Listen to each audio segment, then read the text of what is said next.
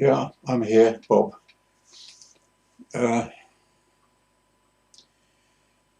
Yesterday was a bad day, if you heard my last podcast. If you heard my last podcast, you'll know that I had very bad stomach yesterday. But I haven't told you much about my Crohn's disease because I think talking about your health is it's depressing, it's boring. Nobody really is that interested. I'm just going to close the door, just a second.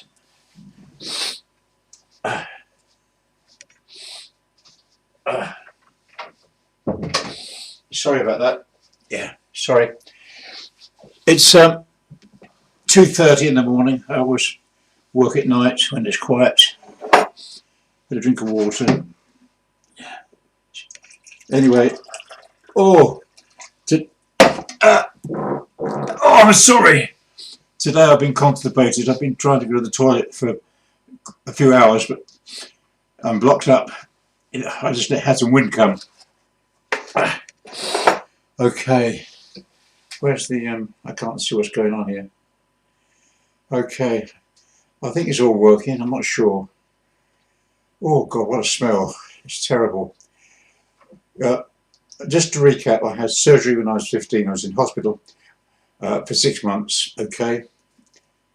And I had a bowel blockage when I was in 1985, and then I had surgery again in 2015. So I've got a short bowel, and I've got a few other health problems as well. But the main problem at the moment is my bowels, getting the right diet. So that's all I'm going to say about it. Okay. If I have to stop this and go to the toilet, then you'll understand why.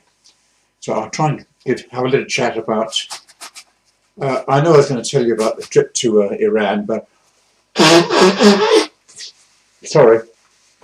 But I think it's nice for you to hear a little bit about my past, because how things lead up, like a story, isn't it? Remember I told you about I bought the car, didn't I? And drove to London without ever having driven the car before. Okay. And after I've been driving a few months, I don't remember, at the time, as you probably remember, I didn't have a driving license. There was no tax or insurance on the car. And but I decided I would take my test. So I think I must have had tax insurance, etc. and drive. Oh, excuse me again, my stomach. I got a provisional driving license. Excuse me. So I don't remember driving on my own with L plates, but excuse me. But if I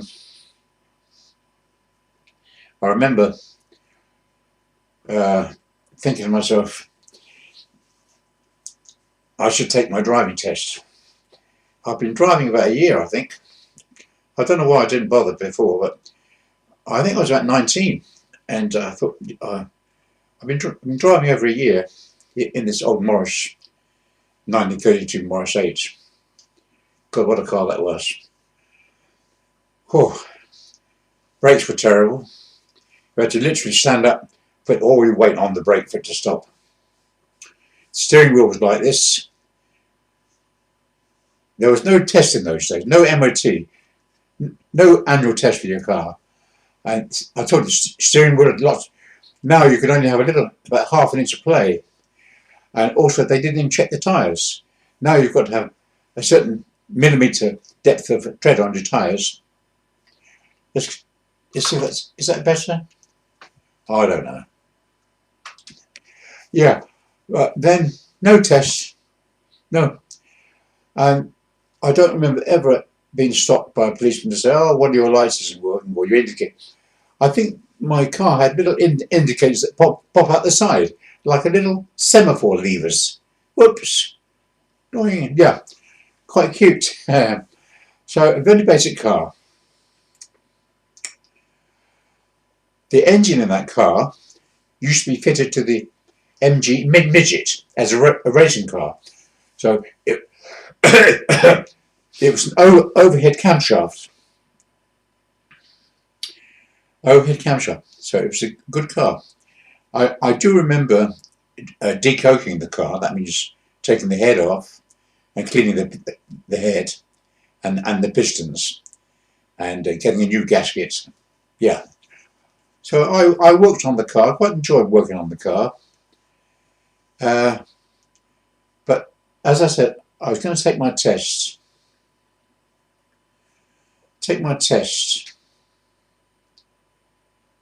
Sorry, I'm just looking what's going on here. Oh, it's not recording. Oh dear. It's not. Oh, it is. It is recording. It's very hard to see what it's doing. It is recording. I don't know. Yeah, it's six minutes. So, all right. Sounds about right, doesn't it? Let's check again. Because I'm using two applications at the same time, you see. Yeah, it's working okay. Okay. So I thought to myself, I'll take an hour's driving lesson with a driving school. Excuse me.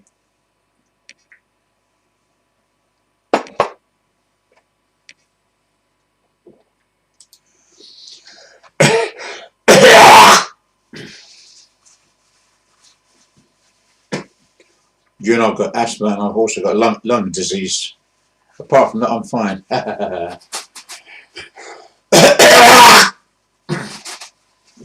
I'm so sorry about this. Last night I got cold because my radiator wasn't working and the room got quite cold. It's been minus 23 out the last few days, but it's going to get warmer in a couple of days. So I have not been able to get out of the house for the last week or two because it's too cold. I can't go out in the cold air. Yeah, I booked an hour's driving lesson. An hour's 1 hour's driving lesson. When we finished, I said to the instructor, do you think I'm ready to take the test?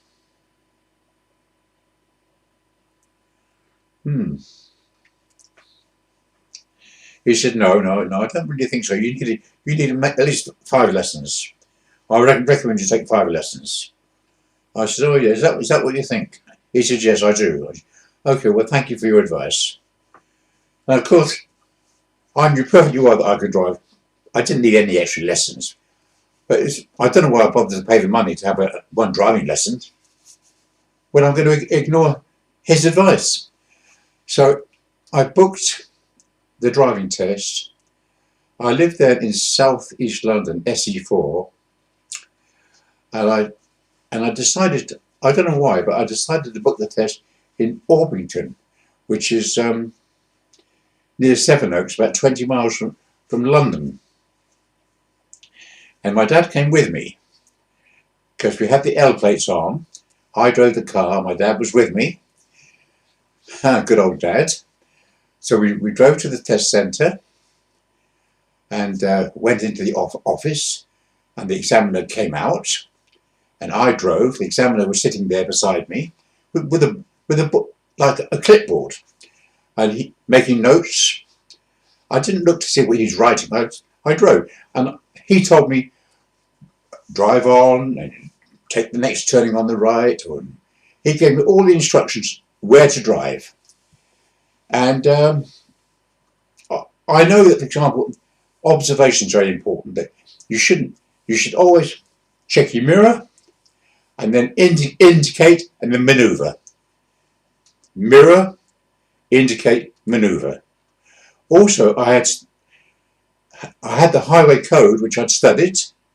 You had to know the stopping distance, whether it was wet or icy. You had to know the stopping distance at different speeds, 30 miles an hour, 50 miles an hour, etc. At that time, there were no national speed limits. At that time, there wasn't even I'm not sure the motorway opened somewhere about that time, But when they first opened the motorway, the M1, there was no speed limit. Now it's 70, but then there wasn't a speed limit. So let's get back to that test. Is this recording? Let me just check. It is. I'm happy. It is. Weird. Good. Well, what about this one here? Yes, yeah, they're both recording. Good. I'm recording with the webcam and also with a recording app on Windows 10 computer. Okay. So I had to reverse around a corner, which I believe now is not in the test. I believe now, when you take a driving test, you have to go to a school and pass a written course. But then you didn't. I know, I can remember this very well, that when he said to me, you have to do an emergency stop. I said, okay. He said, when I tap the dashboard on the front like this, I want you to brake as fast as possible. Emergency stop. Okay, I said. He didn't tell me when he was going to do it. So we're driving along at 30 miles an hour, which is, that was the speed limit in suburban areas. Yeah. So we're driving along, and he tapped the windscreen, and my reflexes were like lightning. They said, ah, ha, ha, ha. And I slammed the brake on, the foot brake, and I stopped so quickly. There was no seatbelts in those days, none at all, because I had hold of the steering wheel. So I was told, the poor examiner, he was flung forward and hit his head on the windscreen. So it's not funny, I know, but honestly, that is what happened. Stopped the car, and he was dazed, and he said to me, I said, was that okay? I said, was that emergency stop okay? He said, more than okay.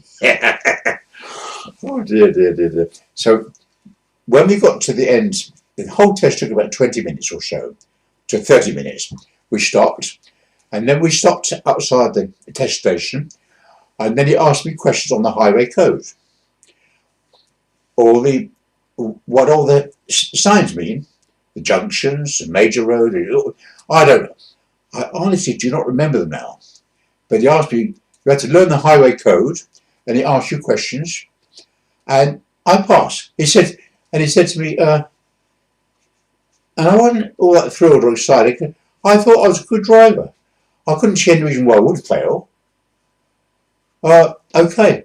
So he said to me, thank you, Mr. Gordon, you've passed. Oh, great. So you can guess what happened next. I went into the office where my father was waiting for me. I said, Dad, I passed the test. Let's drive home. Little did Dad know what's going to happen next. It makes me laugh and think, oh, my daddy was wonderful. Wonderful. So went outside. First thing I did was take the L plates off. The learner plate on the front and back. Took them off. Chucked them inside the car.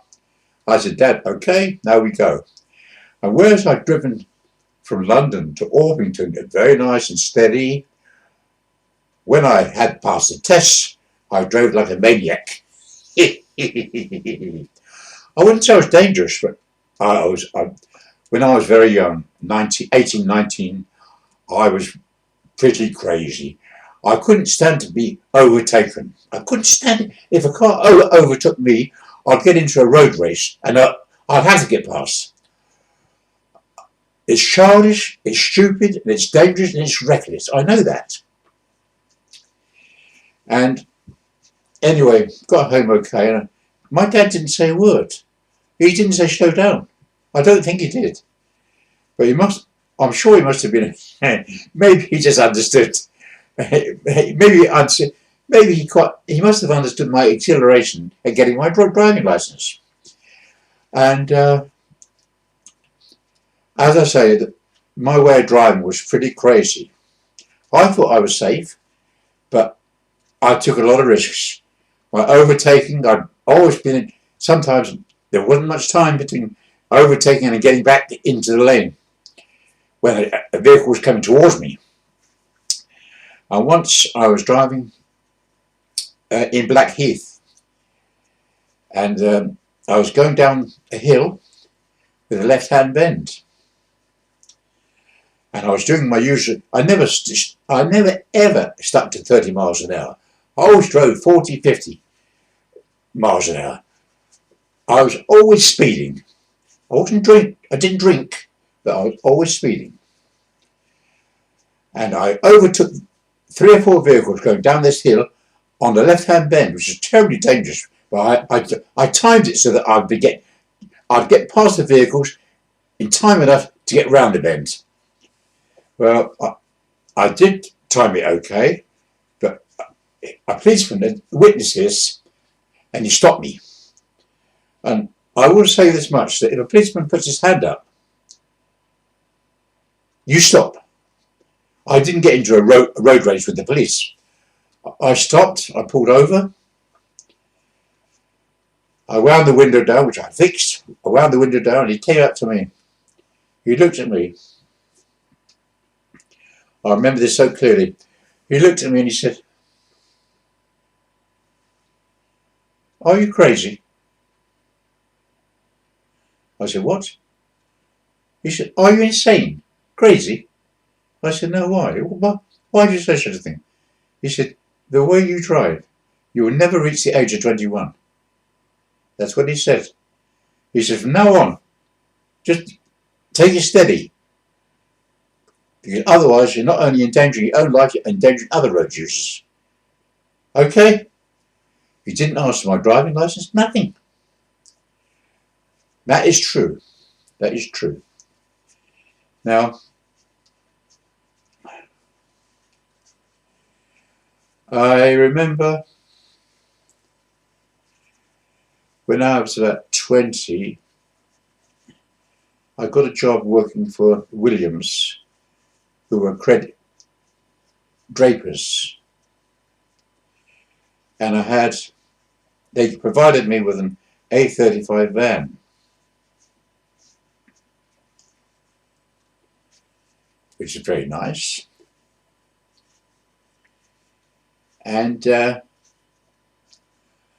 worked there for a few months, selling stuff on credit, having to collect weekly payments, and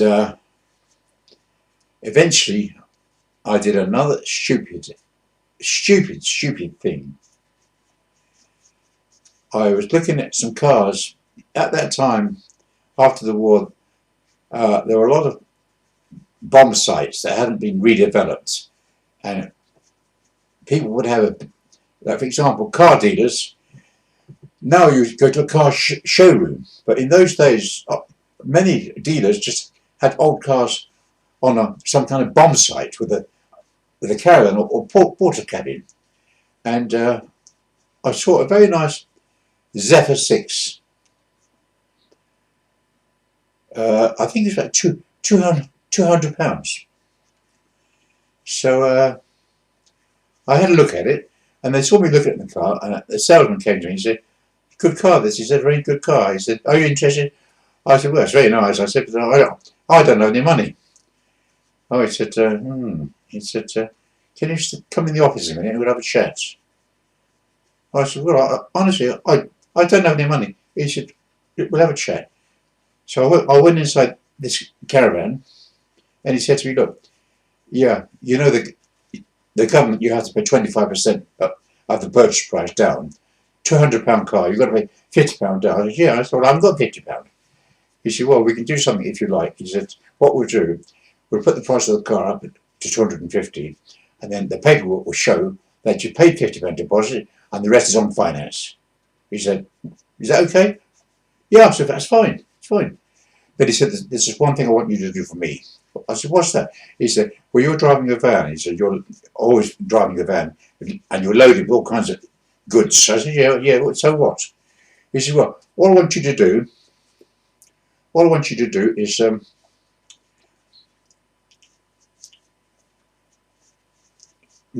tomorrow, go and park over the road and go and have a cup of coffee.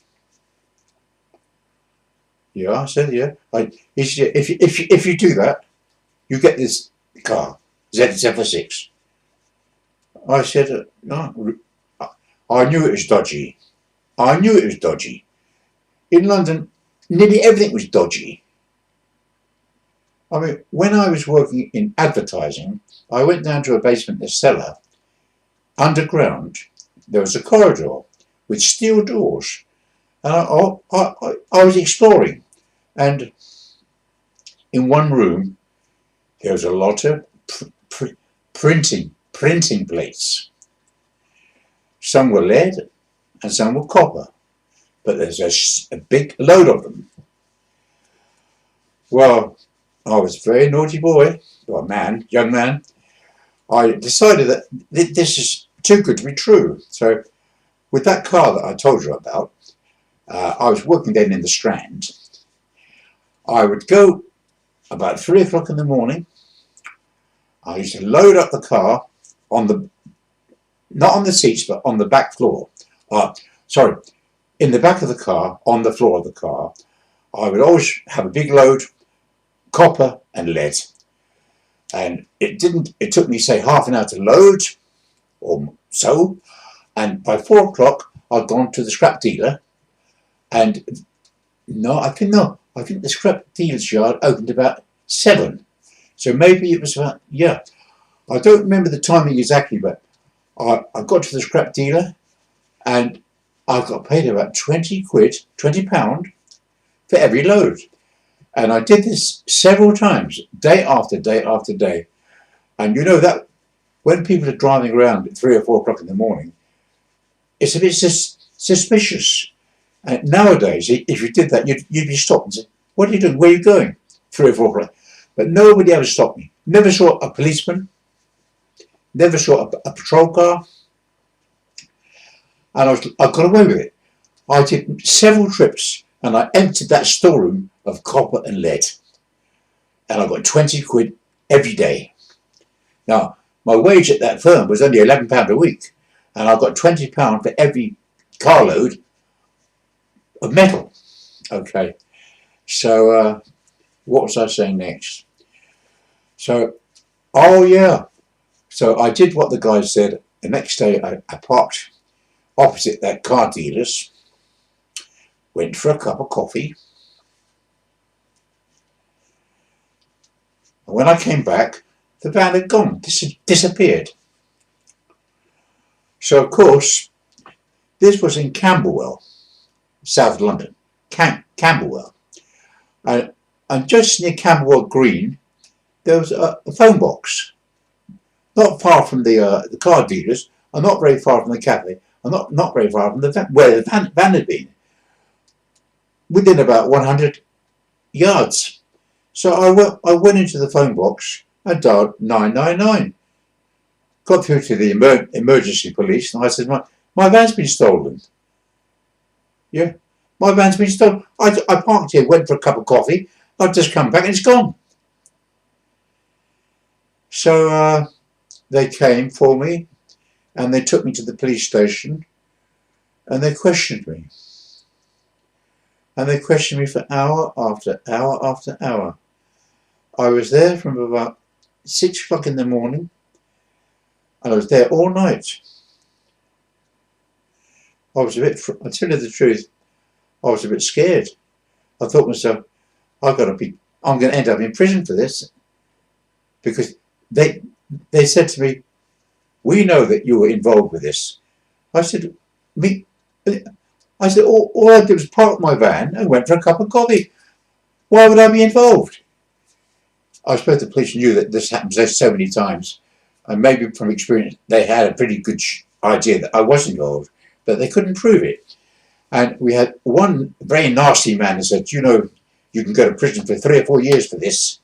I said, well, I'm not, it's nothing to do with me. I just parked the van. I kept repeating the same story over and over again. And then I had the nice man say, look, The nasty man went out, and the nice man came and said, look, it's far better that you tell us the truth now. If you confess to this, he said, and this is your first offence, he said, you'll only get maybe a 6-month sentence. I said, honestly, I'm not involved. I had no idea what you're talking about. I parked the van, when I went for coffee, and it disappeared. Eventually, at 7 o'clock the next morning, they released me. Now, what I didn't tell you is that as I knew that the van was going to be stolen, when I had loaded the van from the shop in the morning, I had taken a lot of expensive jewellery, watches and rings, and very expensive diamonds. And I put all this stuff into a small box about 8 inches by 4 inches and 4 inches deep, a metal box, which I had already planned. I put all this expensive stuff in this box, and before the van was stolen, I had buried this box in the back garden of my house. The back garden, there was a rockery. We had a veranda, some steps, and up the steps there was a rockery there. So I dug a deep hole there, and I put that box in that hole, and as far as I know, it's still there. I never went back to that box. And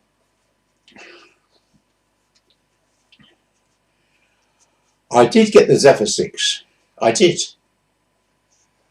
And I don't believe I ever made any payments on it. How I got, I don't know. I just don't, my memory, I'm at 82 years old. And I know that I had the Zephyr 6, and I know that I was driving on the Sidcup bypass at 100 miles an hour.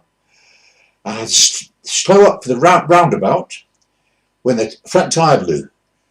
Thank God, I could have been killed. If that had happened at full speed, I'd be dead. But it happened when I slowed. I was only doing maybe 20 miles an hour. So I didn't keep that car for long. It was a 6-cylinder Zephyr, about 1957. So how I got away with not paying, I don't remember. No, I can't tell you lies. I'm telling you the truth. But another thing that happened, a few weeks later, I had a phone call from the people that had said about leaving your van. I knew they'd stolen the van, and they had told me that I'd get my share, which I'd never got, and I never contacted them. I didn't want to know. I was so lucky that I hadn't been found, I wasn't in court and I wasn't in prison. That I never contacted them, but maybe a few weeks later, my phone rang, and they said, look, we've got a job. We're going to do a warehouse full of televisions, TVs. He said, we need a driver. I said, sorry. I said, I'm not interested. I'm very sorry. I said, no, I'm not available. You'd have to find somebody else. And they accepted it. No problems. I never heard another word from them. I never ever saw them again, and that was the end of the matter. But there was worse to follow. There was worse to follow, because in the months that I'd been working as a tallyman for Williams, I was their top salesman, and they'd made me into a suit. They promoted me into a supervisor in charge of about 12 other credit salesmen, tallymen. And after this van was stolen, I was called in to see the area manager, one of the bosses of General Universal Stores. I went in there, and he said to me, what do you have to say about this van disappearing? He said, we know you're involved. I didn't say anything. I just was expressionist. He said, "We know we know you're involved." And one thing, to work as a credit salesman, you had to have an insurance bond.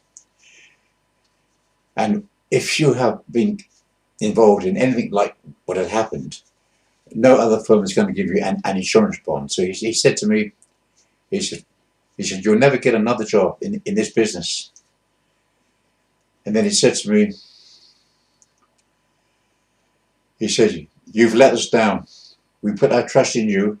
We promoted you to be supervisor." He said, "You've let us down badly." He said, "But more than that, you've let yourself down."